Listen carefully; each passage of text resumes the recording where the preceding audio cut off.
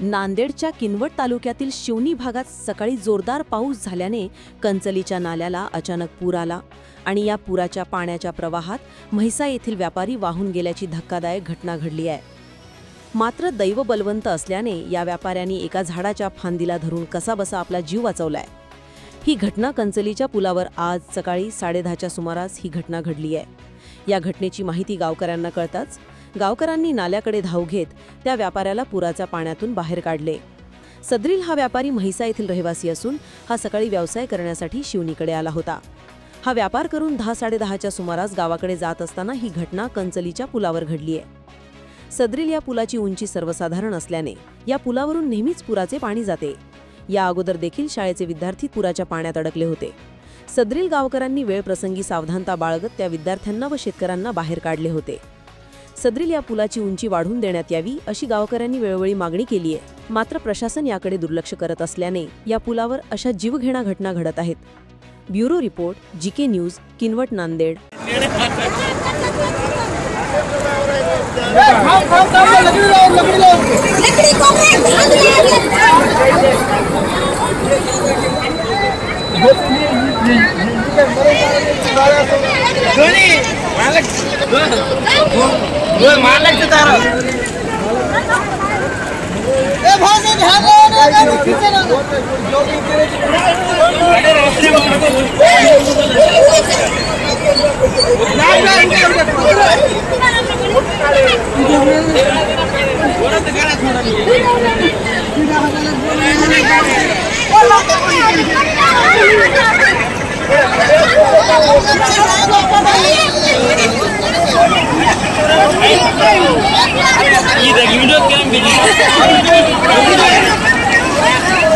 वरसाम ध्यान दे वरसाम